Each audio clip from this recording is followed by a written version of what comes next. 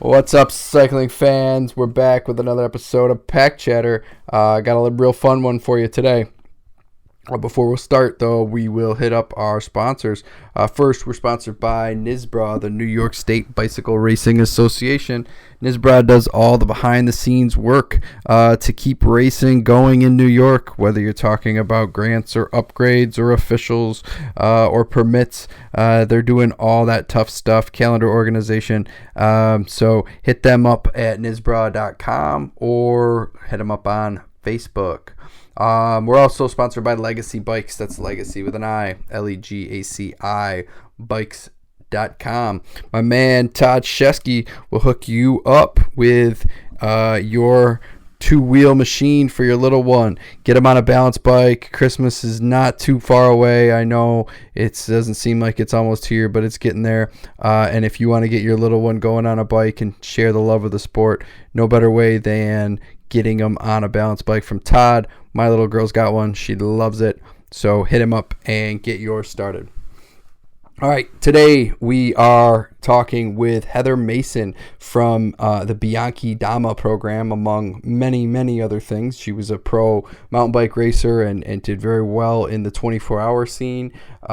She's been a bike shop owner. She started her own cycling club. She worked for a number of brands prior to working with Bianchi. And we had a lot of fun talking to her. She says she's contagious, and that is definitely true. She is so passionate and so energetic and just will make you love biking more than you already do, if you can really believe that. We had a great talk about gear and tech and some of the cool stuff that Bianchi's got going on that I didn't know about. We talked a little bit about women's racing and getting more women involved in the sport. Just she's super knowledgeable. She knows the sport really well. Been doing it a long time, and she's so passionate and really fun to talk to. So I hope you enjoy it. I certainly did, and definitely would hope to have her on again. So without any more babbling from me, please enjoy Heather Mason from the Bianchi Damas. You'll never go out on a training ride and dig that deep. Awesome. We won gold. They're life ride. I'm like, dude, I'm still figuring this out. Lose sight of the fact that it's whoever goes faster. This isn't a road race. This is the mountain bike race. The sensei of sprint, Todd Shesky. My eyes are coming out of my head. Just get in here. Yep. All right, let's get started. We're here with Heather Mason from Bianchi. How you doing, Heather? I'm great. Thank you. It's great to have you. I am so excited to chat with you guys, and it's been long overdue. So yes, I'm very excited to be talking bikes tonight. I know we connected maybe, 6-8 months ago before the spring about some gravel stuff, and then we were going to do a show and some stuff came up, and now we've finally gotten around to it. So it's great to kind of have you on when we've been planning this for quite a while. Yes, we have, and it was great in the spring. We just kind of connected, and I'm like, let's do this, and you're like, yes, let's do this, and I love that energy. So I'm pumped. Great, yeah, and it's always one of those things too, where we want to do these things in the spring, and then like kind of all hell breaks loose, right? I mean, there's races and the seasons kick in, and it's so hard sometimes. So sometimes it's nice to get to the fall, and actually we've been doing quite a few shows lately. I was just talking to Tony earlier today about that, and it's like, man, we've been hitting a lot of these things, but some of it's kind of we had some weeks where we didn't do over the summer just because it was just so busy with events and racing and traveling, and everybody's got stuff going on. So it's great to at least finally say, okay, good. We can take a breath now, a little bit. Yeah. I feel like the fall is such a great reflection time, because those weekends, races and events, they get so jammed up.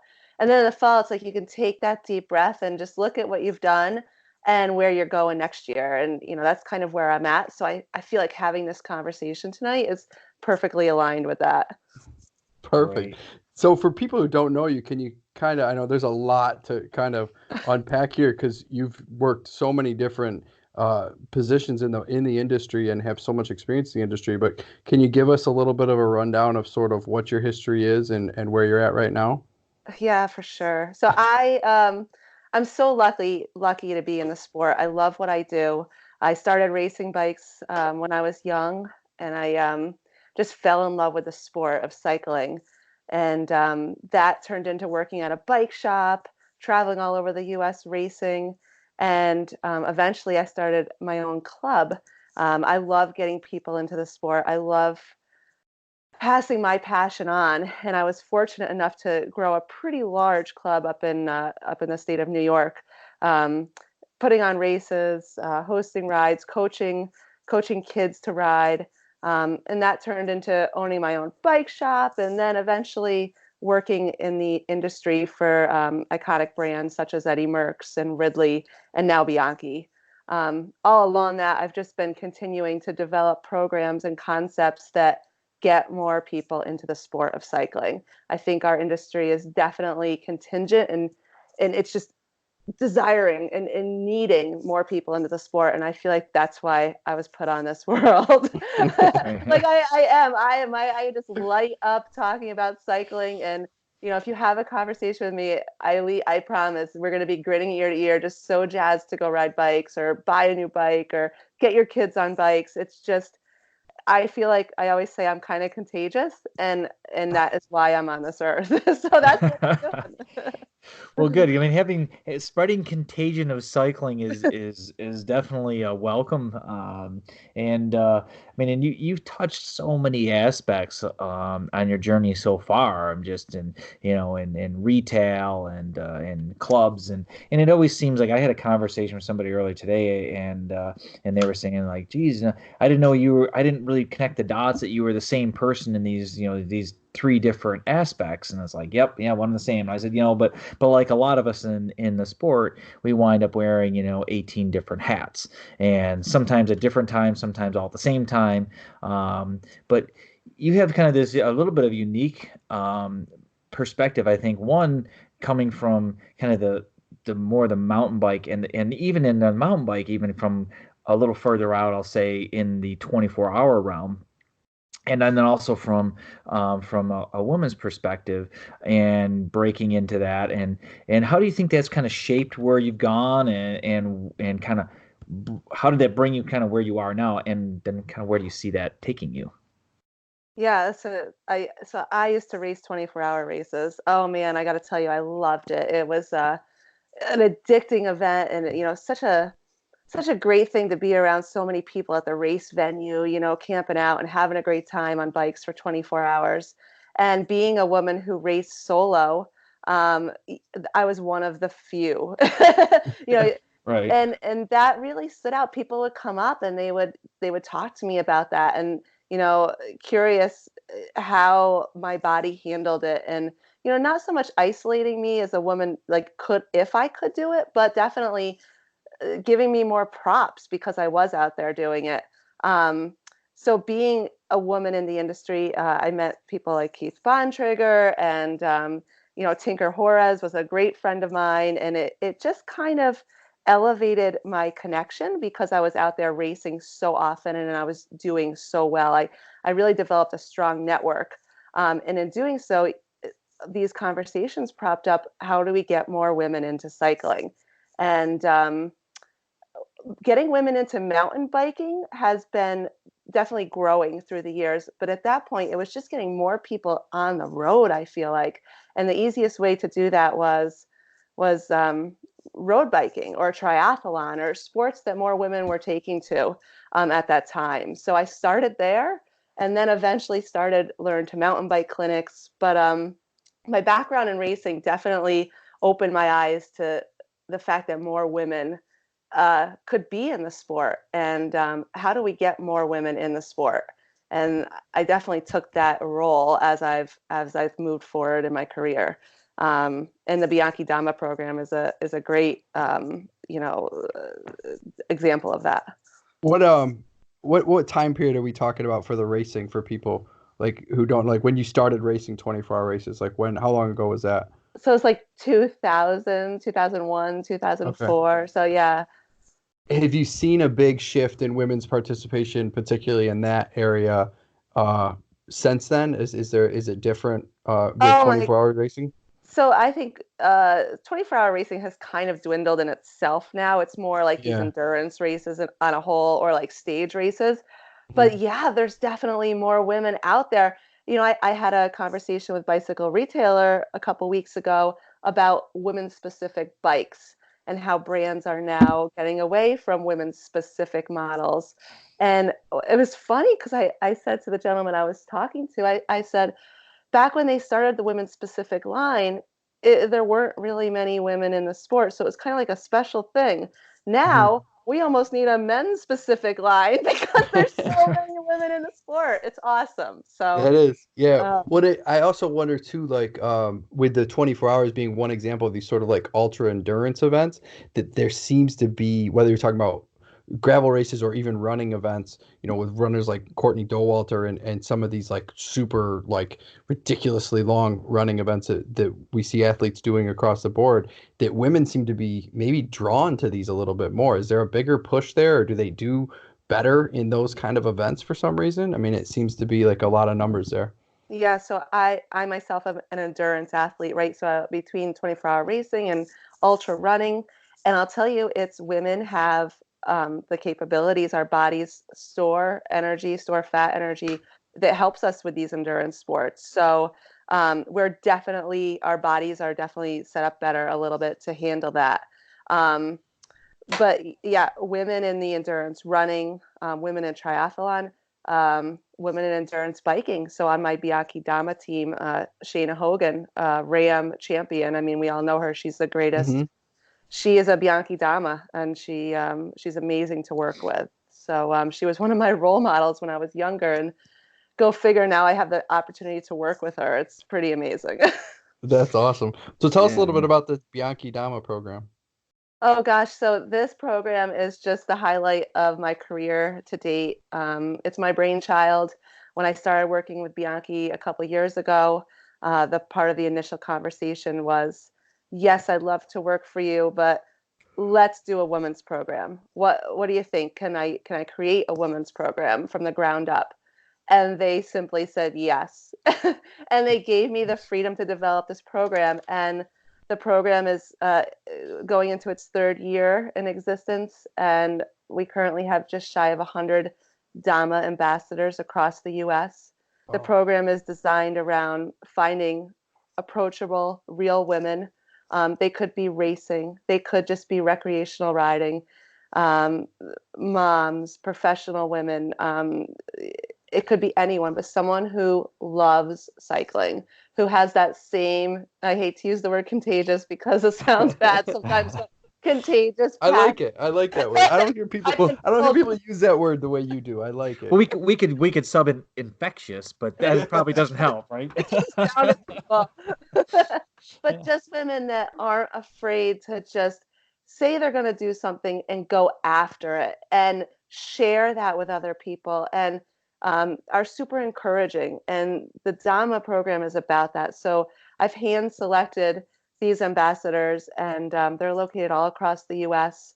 And we are getting more people on bikes. And I don't want to say getting more women on bikes. We're getting more people on bikes because Yeah. we're amazing women doing that. I mean, it's just fun, you know? Yeah. Um, so Yeah, it's I just know been a you great. you had a group come to one of my races and they won were having a blast, which was great to see. They were just smiling. They get up some nasty, horrible climb in the muddy gravel spring race, and they're smiling and laughing and joking around with each other and having a great time. And they're recruiting people in. There were women who were not part of your program that were riding with them. There were men who were not part of the program that were riding with them, and they just created this little group around them that were riding that race as a challenging group ride for that particular day, and they were having a blast, and it was really cool to see. Isn't that awesome? I'm so happy to hear you say that. I mean, because that's what it's all about, you know. And we as people, so the cycling community that I know, my cycling family, I mean, they've changed my life. They have some of my best friends. It's my family, and I'm sure, being a cyclist, and that's what we're doing. We're genuinely making a difference in people's lives, and helping them to find the right bike or the right shoes or the right helmet or the right event. Um, and just enjoy what the bicycle can do for you. It's huge. How does Todd's done a lot with club development, and I founded a club as well. Um, and a lot of what you're talking about reminds me a lot of that process. So how does your development, like when you started going through finding a club and starting that process, help drive some of this sort of social and group family that you're talking about? Yeah, so the club that I founded years ago in my hometown was called HRRT, and originally it was called Heather. My name when I was married was Rizzy, so Heather Rizzy's race team. It's kind of funny, but we don't talk about that too often. But we changed the name to Helping Riders Realize Talent, and organizing that club and growing the membership and hosting events taught me a lot about how you can effectively bring people together and ways that you can fail doing it. And I learned a lot of lessons that I was able to bring forward to the Bianchi Dama program. Um, and focusing on racing for sure, but more focusing just on the encouragement of new riders. um, and youth programs are a big part of it. The Bianchi Damas, we host in select regions program for kids, safety checks and learn to ride. um, so it's just connecting on a very personal level. And the next step for the Damas is going to be chewing off a big event. So tackling a big event together and sharing that journey with America through our Strava and our social feeds.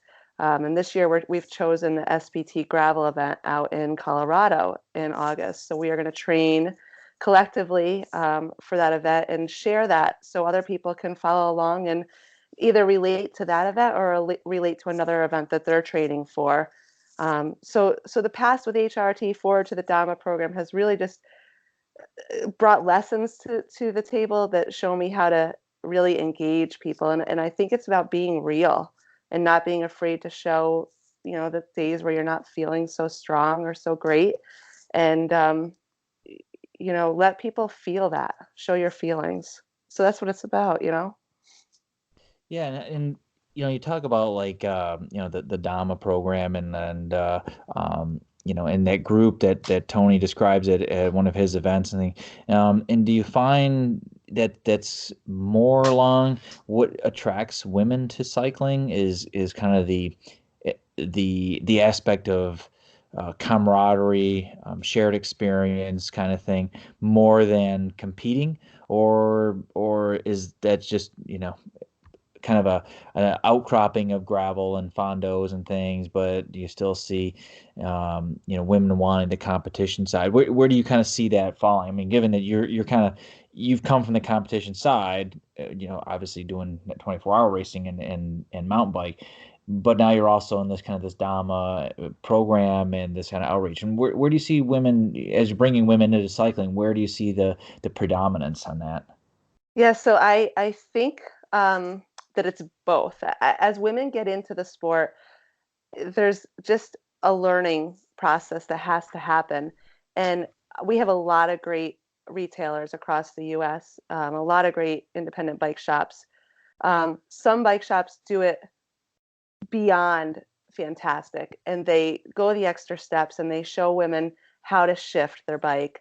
Um, you know, Taking a drink out of your water bottle while you're riding is a challenge for a lot of people, men or women, as they're getting into riding. So in the beginning, it's just getting over some of those hurdles that maybe aren't shown to the new cyclist. And here we don't need to say it's a woman or a man, but just how to shift your bike, what gear to be in. So first approaching and tackling those hurdles. And then once a person or a woman is comfortable riding, then I definitely feel like there's that competition. I mean, women can be such fierce competitors. Oh my God. Like it's like in our nature or something. So it's but like anyone, I think it's first understanding the sport and learning pace line techniques. There's just not a lot of opportunity out there for people to feel comfortable in a group learning these things, especially in cycling. And sometimes women are uncomfortable going to a group ride that's male dominated. Even myself, I do a ton of group rides with my retail partners.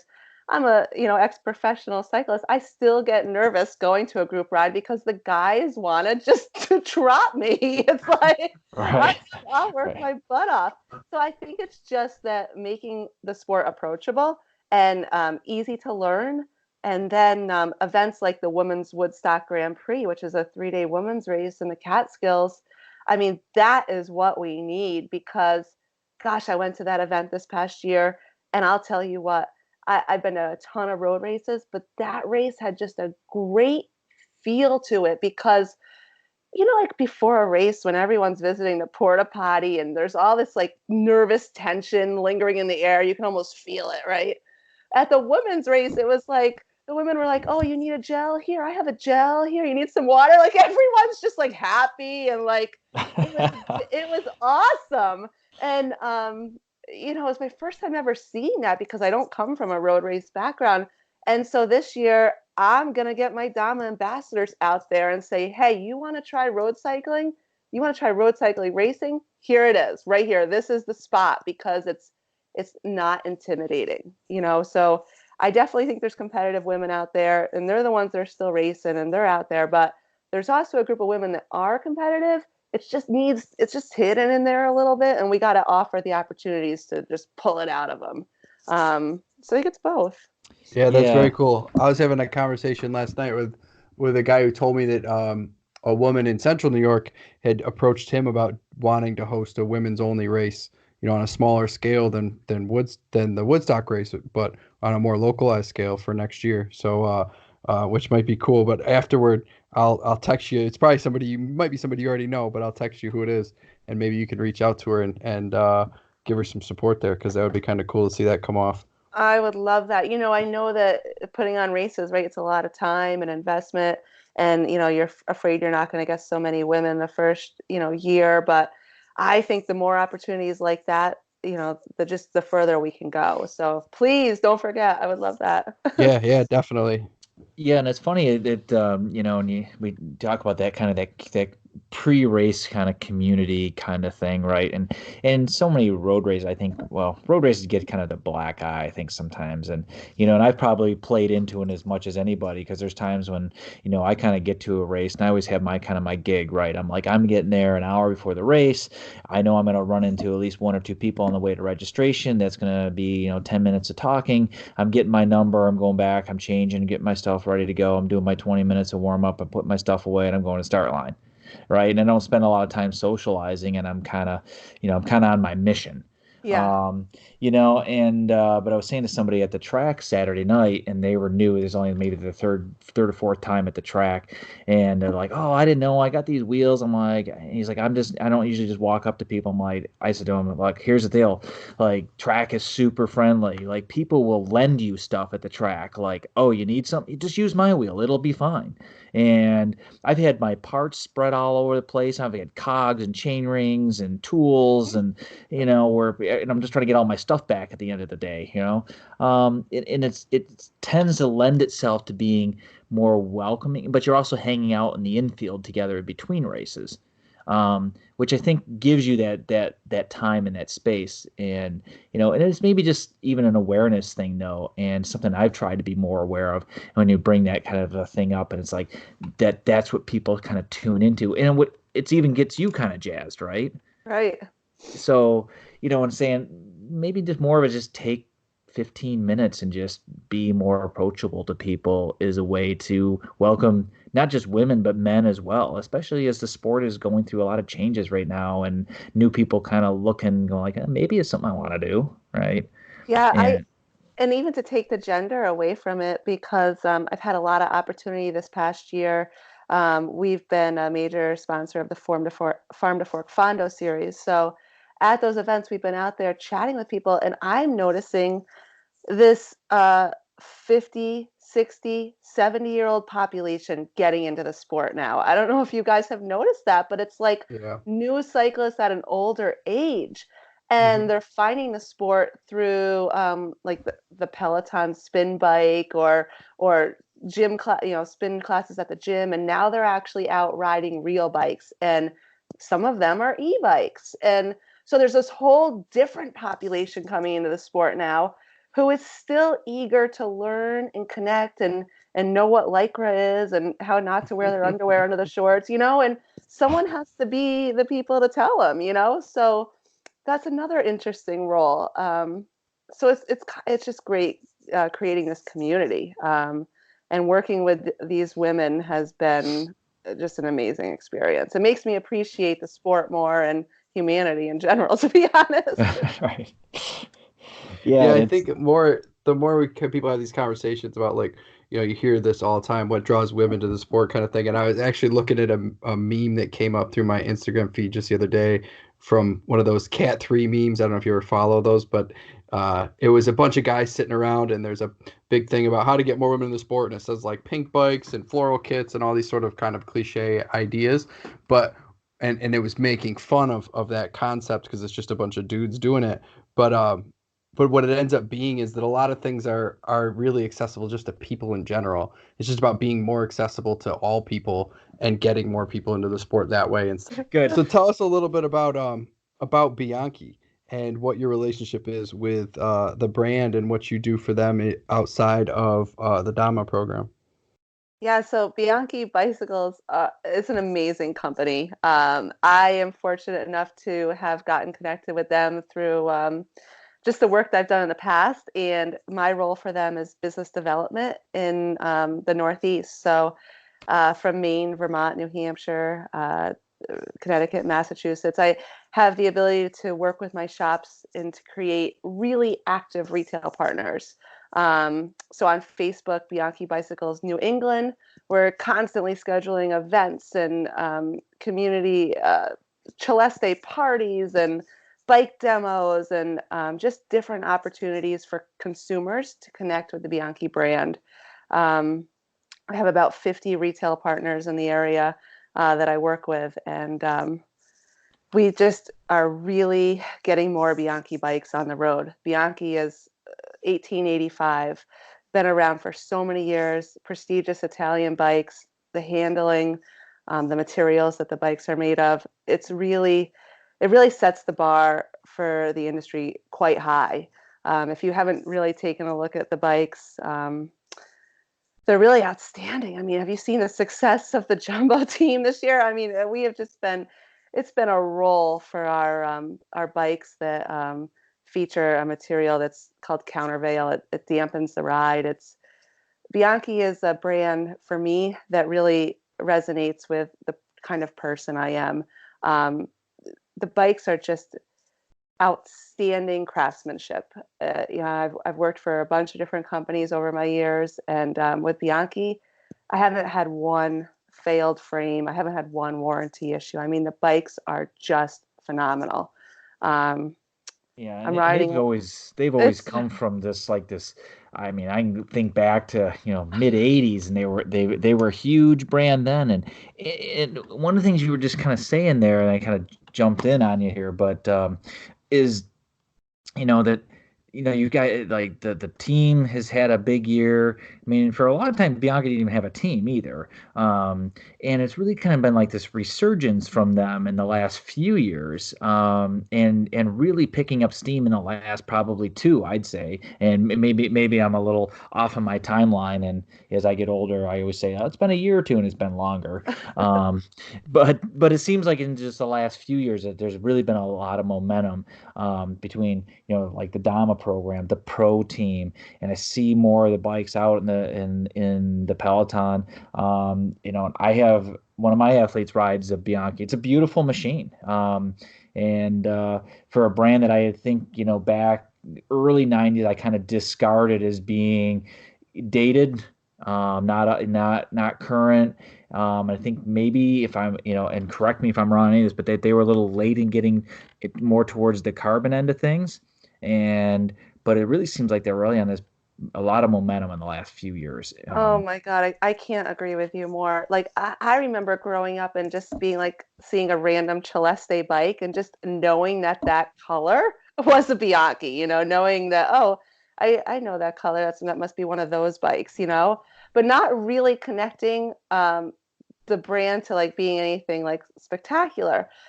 And it's not because I work for them, but yes, the brand has been having a huge, huge growth in the past 2 years. And we have a winning team. We have a winning program. We have partnerships with winning retailers. It's just a great time, and I hope you can hear how like the smile across. I hope I'm vocalizing the smile because I am so excited about it. It's not often that you can be connected to such a stellar product, and there's a lot of times where you don't always believe in everything that you're doing. That you're not always happy with every aspect of your job or what you're doing. But I am truly, truly a believer in the brand Bianchi.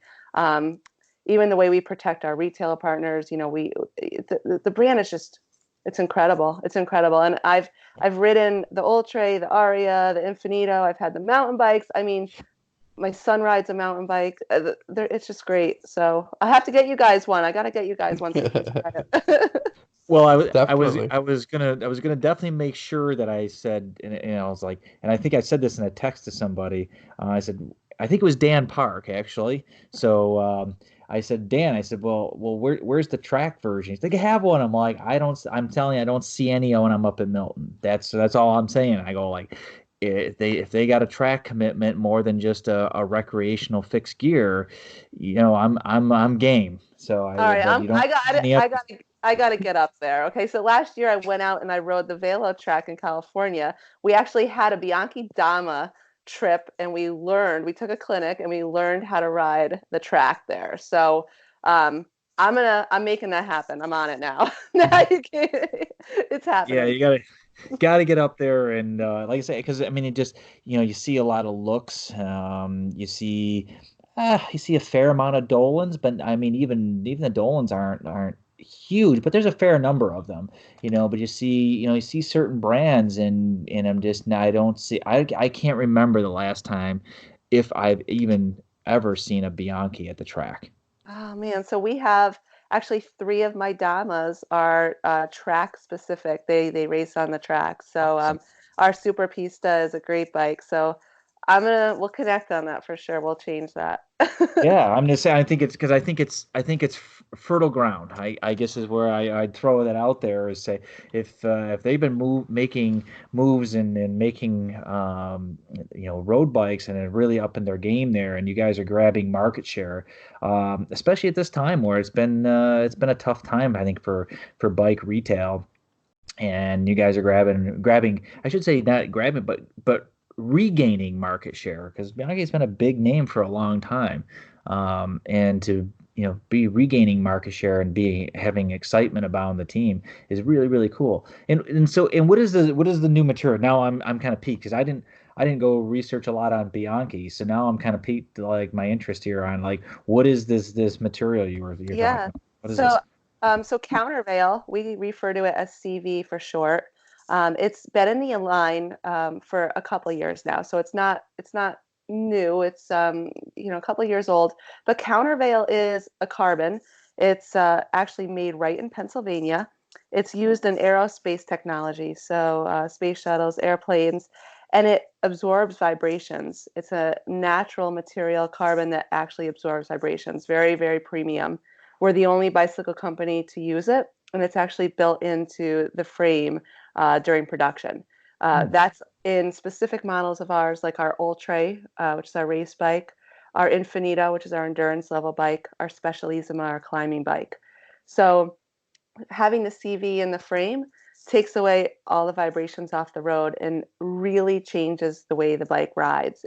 Keeps it stiff, keeps it light, just adds total comfort. So it's like the premium material out there that you can buy. There's no after gimmicks added to the bike to make it ride smoother. It's actually in the frame and fork itself. Hmm. We're the only bicycle company who has the rights to that material. The only other company using it is Wilson, and they're using it in their tennis rackets for like Serena Williams or whatnot. Hmm. So it's pretty spectacular. So uh, consumers who like visit a Chainring Rhythm and talk with Dan, and they test ride one of the bikes with the countervail, notice the difference right away. They say, "Oh my God, it rode like a Ferrari." It's really really a nice material. Right. And it's interesting that that they've got this basically they've licensed the rights to the material then, right? So Correct. and is that exclusive to cycling, or is that, I mean, obviously because somebody's making rackets with it, but and how do you license the material? I mean, it would seem like the material maker is going to be like, no, man, I'm selling material. It's Yeah, we did get the exclusive right to cycling products for it. I do know that the facility is like highly protected. You need like a NASA level security thing. I don't know. I can't tell you all about it, but I do know that we're the only ones. So, but that's fantastic. now that this gets out, who knows? People are gonna want in on this, so it's kind of like it's the unicorn, right? Because we all want resiliency and responsiveness in a frame, but you don't want to get beaten on the thing either. And not to throw them under the bus, but in Cannondale's very early days, I had one of the early day Cannondales. Aluminum was just it was kind of like this mysterious thing, but they overbuilt the bikes, right? So you'd get on these things, and they were rigid, but they were really uncomfortable to ride. Right, You right. just get on these things, and you're like, wow, am I just sitting on this concrete post? It was just awful. And then they tried to soften them, and then I think they finally kind of hit on a good compromise all around it. And and they've learned over, gosh, I hate to say it, 30 years. But they got nice machines. But I would say, man, early on, it was rough sledding with those things. But it was, everybody was like, no, 'cause you got to make it stiffer. And I was like, well, yeah, but it's stiffer isn't always better. So if they've hit on that material, that's pretty awesome. You've probably There's a also lot seen, of, yeah. yeah, go ahead. I was just gonna say there's so I talked about geometry and fit with Bicycle Retailer in that conversation the other day too, and how we choose the bike that we end up on. And there's so many different bikes out there, right? A new customer comes into a shop, or you're searching for a bike. What do? We look online, we talk to our friends, we visit the local bike shop. Um, for me, it has always come down to the test ride. Even if I can narrow it down to price and, I'm thinking, okay, I want carbon, I'm thinking Ultegra level components, I definitely want to go disc. Um, you could line up 5 different bicycles, right? And say, okay, these are the 5. Then you have to test them. You have to definitely take a test ride.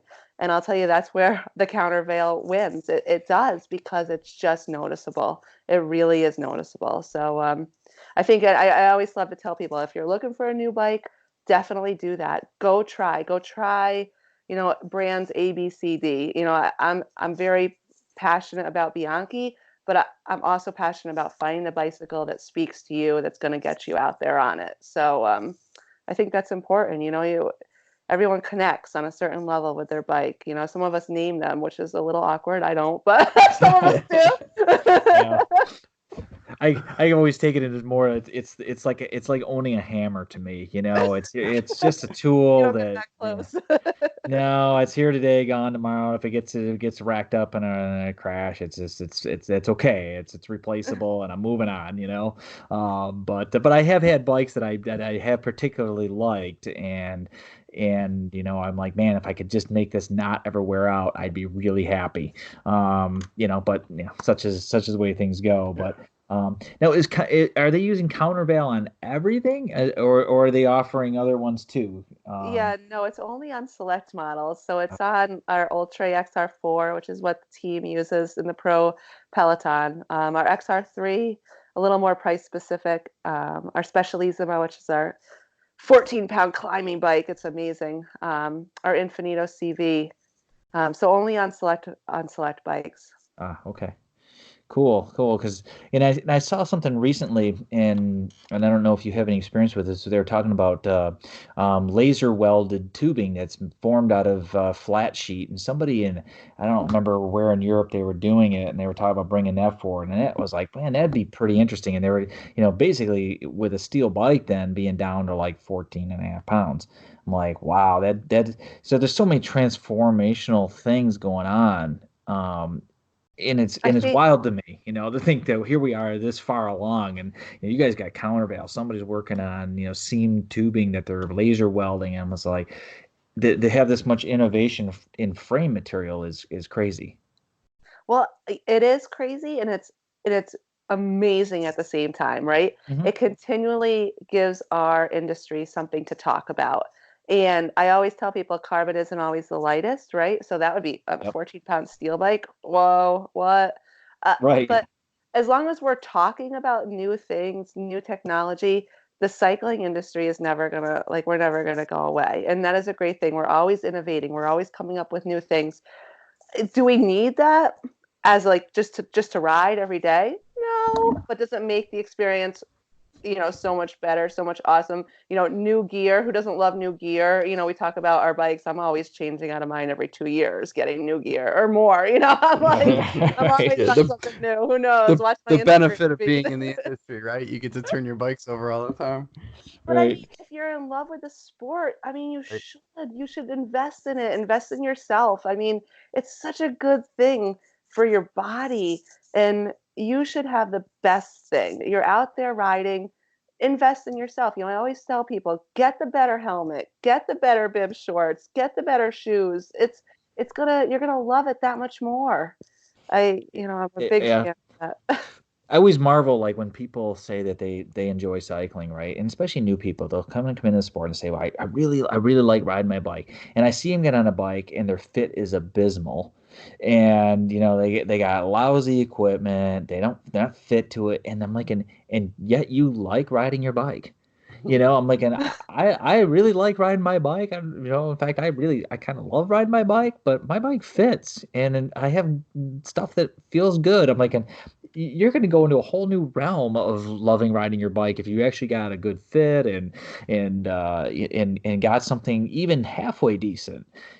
So I think there is an element of that when you say get the better shoes and no, just don't necessarily skimp on things, especially your contact points. I always say, it's like Yeah, get better shorts, get better shoes, and get a good fit because, man, those are like the kind of the key things. And then you can start adding in better things like, nicer wheels or, upgrade and get the new material frame and go lighter weight and all these kinds of things. But man, getting those basics and your points of contact and say, man, if you're comfortable, man, all of a sudden the enjoyment level goes crazy, you know? yeah, Um, Yeah, and that's always important too when you talk about getting new people in, whether you're talking about working in a bike shop or a club or anything along those lines, is telling people those really important things like spend a little bit more because it matters in the long run of whether you're sticking with it or not. If you're uncomfortable, you're not going to keep doing it all the time, especially if you haven't done it before.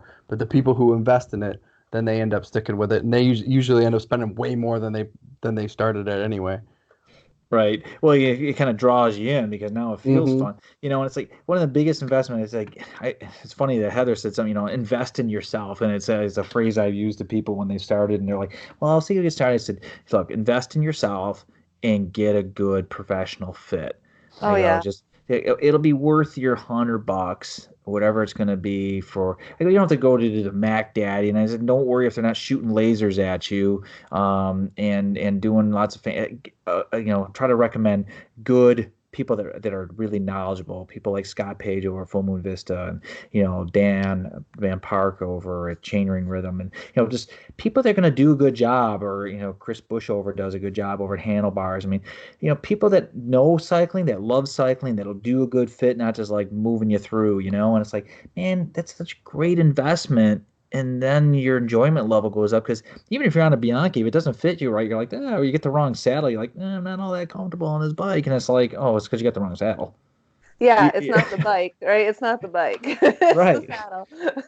Right, and it can be something simple like that, but if they just kind of like grab something, they're like, oh, I'll grab something off Craigslist or something, or if they didn't buy a stolen one, they're not gonna fit, and they're like, oh, this bike wasn't that great. It's like, well, yeah, because it's not fit, and you don't have the right stuff.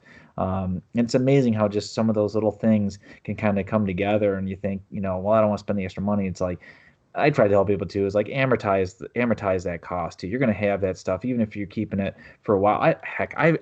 I'm literally riding. I have a pair of pedals that are, and I kid you not, 25 years old. Isn't and they're that how it is still though? Our going. favorite stuff. I have a Uh, pair of like Ibex knickers that are like way older than I should tell you, but they're my favorites. It's mhm. just And the knickers are probably like, then the lycra finally starts to fall apart, and you're like, oh man, these were so good, and then like, yeah, I gotta let them go, But some stuff just, you kind of like, but they work. I get these Dura-Ace spindle Shimano pedals, and they just keep going. They've been through winters with salt, and I will tell you, the bearings on those things are still freaking perfect.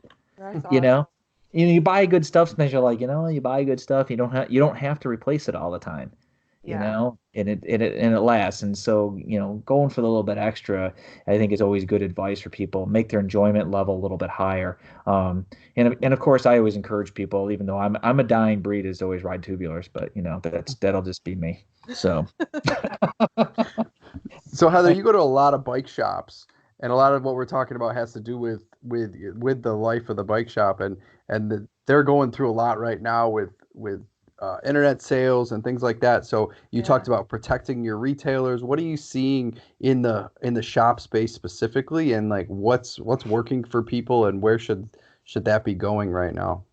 Yeah, so I'm such a proponent of the IBD. I had my own shop for a while, so I'm constantly not only wearing a hat that says Bianchi, but I'm also wearing the hat that says, how can we better your retail environment? So giving my retailers tips on how to merchandise their store, battle online sales, have an educated and professional staff that can not only qualify customers and present products, but close the sale. So where is that going? The bicycle industry is hurting right now. I mean, we're losing so many shops, so many shops. We went from 5,000 to 3,500. I mean, Oh, bicycle stores are having a tough time. Online sales are a real thing, and the retailers, the bicycle shops that are winning and succeeding, are those that are going beyond simply the open sign. They're setting up community programs. They're hosting events within the shop. They are um, setting their staff to be trained, deeper product knowledge. Um, they're offering indoor spin classes. I mean, they're just doing so much more. We talk a little bit about Western New York shops, so like Handlebars or Chainring Rhythm or Full Moon Vista or Try on Bike. These are the shops that are doing more. They're going above and beyond. Like Try on Bike, our partner in Rochester, did a maintenance and mimosas class a couple of nights ago. Yeah, where nice. they had in women and they served mimosas and they covered bike maintenance. The retailer partners that are winning right now are truly connecting with their communities. They're working with brands that support the independent bicycle retailer by, not selling online, not selling at a discount. Um, that work with their retailers to do demo events to get the brand out for consumers to try it. So gosh, it's very tough right now. So I urge everyone who's considering purchasing anything, go to their like local bike store. If they go and they talk to their local bike shop, they're not only going to get the knowledge depth from that rider or owner, but they're going to just build a relationship that next time their bike needs, a little derailleur adjust or something, they can wheel it in and they can say, "Hi, Joe, remember me? I was in here and I bought the helmet the other day." It's about that, it's about building a connection. You can't do that online. yeah, definitely. And I think, and we've touched on that a lot with Wheelo and the Growler bikes, about that whole community aspect. And I think that's, it was kind of the original um, aspect to cycling, and then it kind of seemed like it kind of got away from that. Oh, I don't know, maybe somewhere in the 90s, maybe 2000. I don't know. Everybody kind of, online was going to be the way, and people would showroom the shop, and then I can go get it cheaper, and but then you really kind of lose that connection. And it's like, I wish our group ride still started from a shop. We used to start from the Park Ave shop. And started that group ride there, and it's always kind of cool to leave from a shop, and it's nice when you go there too for a ride, and like, hey, if you needed something, you can pick it up because you're already at the shop. Right. But it it really creates that kind of that community centric kind of thing, and you're kind of gathering at the bike shop. And it's a, now it's like, we always leave from the coffee shop in Pittsford, and it's like, it's cool and everything. And All right.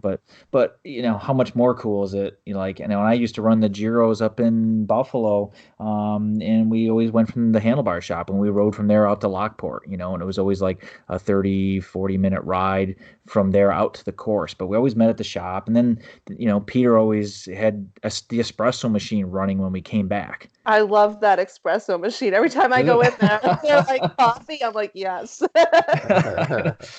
He's always got a little bit. He probably, I don't know if he shared it, but he always has chocolate too. Oh, now I know. Yeah, but he always had, Peter, I'm going to tell Peter's secrets. He always has like one or two little squares of chocolate he'll just break off, but he always has some chocolate hidden around. But having that espresso machine was awesome. We'd come in from these spring gyros, and it'd be all cold and whatever outside, and and people are in the shop clumping around with their cleats on and getting changed in the dressing room, and whatever, and like, hey, you want espresso, and it was great. It's really fun to go to a shop like that and just, the post ride kind of, some people are riding from there, some people are driving from there, and then people are like, oh, I need tubes, I need another tire, I need this, and it was just, and there was days that they opened the shop on Sunday because we had the Giros and people bought stuff. Yeah, I you can't know tell you how many times we've started shop rides late because somebody needed a last minute fix on something before the ride goes out and it goes off 10 minutes late, but that's sort of the point, right? right.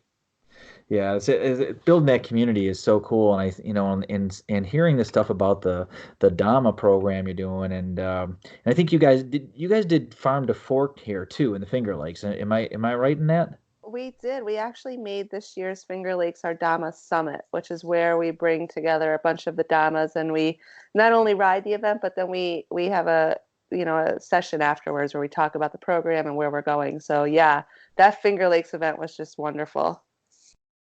Yeah, and it was one of the ones, and Hunter had asked me if I would, because it's like kind of my backyard, and I forgot what was going on. I was racing that day somewhere, maybe it was Trumansburg or something.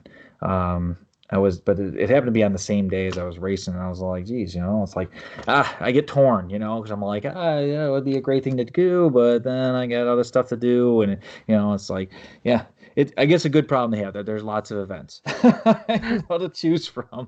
So, and I know Tyler Wren from way back too, and when he started Farm to Fork, I remember his first one, and so it's really cool to see his vision taking off there too, and kind of really bringing together a lot of community for those. Um, Oh my gosh, it's been great, right? I mean, Tyler moved here and we were joking the other night.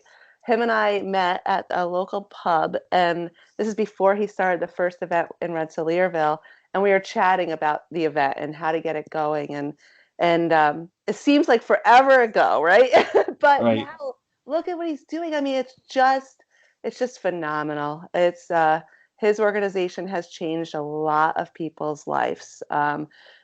And you think you just sign up for an event and you go and you ride it and you go home, right? But that's not the case with the Farm to Fork Fondos. The Farm to Fork Fondos bring out people who normally aren't cyclists or who are, but maybe, I mean, there's so many first timers there. There's so many people that sign up and then they train, and there's so many couples that make a weekend out of it, and husband and wife who maybe haven't done anything in years together are now riding this fondo and having a great time. And it's just, Tyler has changed so many people's lives with those events, and it's just such a pleasure to work with him. And Bianchi has been a sponsor of those events for years and will continue to be. It's really a fantastic thing he has going there. So I wish him the best of luck as he continues to grow those events. Yeah, it's well, and then hearing that, I'm even more motivated. And I keep kicking around. I'm like, I gotta go to one of these. And then the one that was just down here in the Finger Lakes, I'm like, that's gonna be really close. And then Hunter was like, hey, you're gonna be there. I'm gonna be there. And I'm like, no, I'm going racing, and and I'm like, dang, why do you have to go on this weekend? It's like, but I'm more motivated, and I hope it falls on a good weekend next year because I think I need to go to one of those and just just have fun with it, and not worrying about racing it, but just go have fun and ride it, and just see who's out, and catch up with some people like that, and yeah, that's Well, we cool. always have a big Bianchi, like we have our tents up, and I always put on a Celeste dress, and we hand out wine, and we have breakfast. So definitely everyone should put it on their list and come out and hang out with me because it's super fun. Sounds like a plan. So we'll have to keep that on the calendar for next year for sure. So Love that. awesome.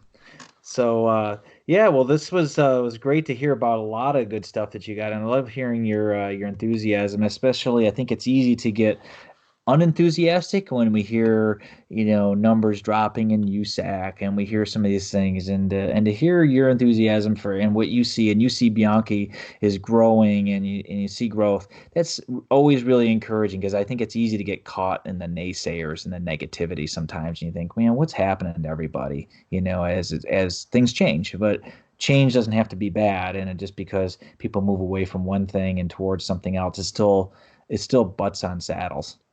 Right.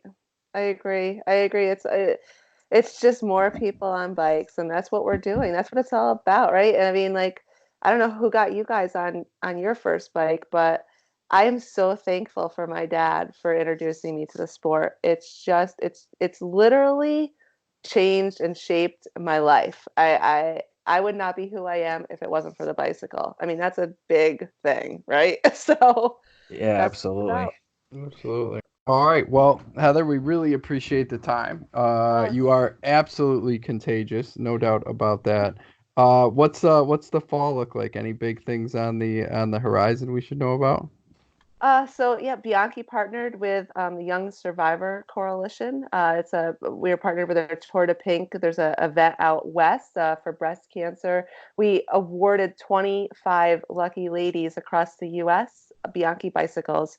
These are ladies who are survivors, and they're out training on their Bianchi bike, and they're going to do 200 miles over the course of a weekend in Santa Damn. Barbara this coming weekend. So yeah, pretty Yeah, spectacular that's stuff, a big weekend. right? That's So, like my whole month of September, if I that. mean, it's So they're like it's like I'm like this is a hard. I'm a cyclist and this is a hard weekend. yeah, Like yeah. so that is this weekend. I'm headed out to do that, and then yeah, just a couple smaller events, but mostly planning for next year.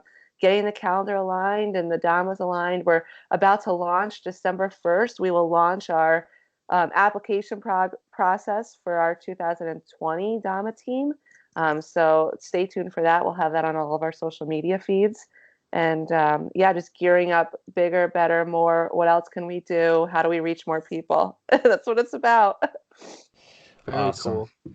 Well, cool. Well, I'm gonna be looking. I'm gonna be on the lookout for you up at Milton at one of these, either the O Cups or something.